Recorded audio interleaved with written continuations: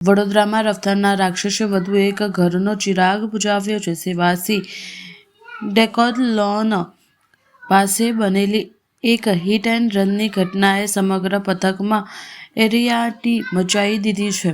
આ રનમાં વકીલાતને ભણતો અભ્યાસ કરતા 30 વર્ષીય મિતેન્દ્રસિંહ જાધવ, જેનું સપનું કદાચ અન્યાય સામે લડવાનું હતું, તે પોતે જ રસ્તા પર બેફામ દોડતી કારનો શિકાર બની ગયો હતો.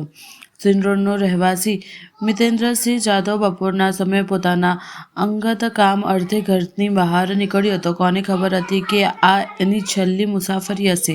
સેવાસી ડેકોથલોન પાસે એક બેકાબૂ બનેલી કાર મિતેન્દ્રને એવી જોરદાર ટક્કર મારી કે તેને સારવારનો પણ મોકો ન મળ્યો. ગોત્રી હોસ્પિટલ પહોંચતા જ તબીબોને તેનું મૃત્યુ જાહેર કરતા પરિવાર પણ જાણે આભ તૂટી પડ્યું હતું.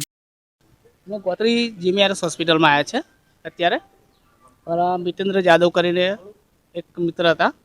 એ કોઈ કારણોસર કોઈ કામથી ઘરેથી નીકળ્યા હતા ટુ વ્હીલર પર, અને સેવાસી ડિકેથલોનની આસપાસ કોઈ અચાનક કોઈ કાર ચાલક અડફેટે લઈને અને નીકળી ગયેલ છે, ભાગી ગયેલ છે.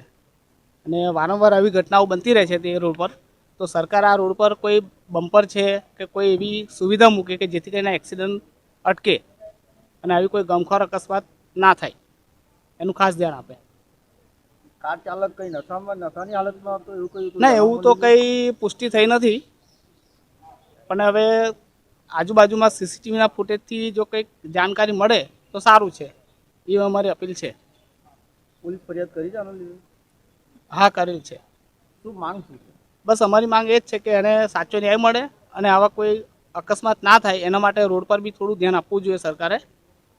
બસ એટલું જ. આપનું નામ? ગોપાલ. આ સેવાસી મેન રોડ પર ડિકેથલોન મોલ છે. ત્યાં અમારા ભાઈ જતા હતા સ્કૂટી લઈને, મોપેડ લઈને, અને પાછળથી કોઈ ગાડીવાળાએ ટક્કર મારી અને રોડ પર પડી ગયા. અને રસ્તામાં આવતા જતા લોકોએ જોયું, પણ એ ગાડીવાળો ફરાર થઈ ગયો અને એ ભાઈનું ઓન ધ સ્પોટ મોત થઈ ગઈ. અને 108 મારફતે અમે હોસ્પિટલ આવ્યા છે.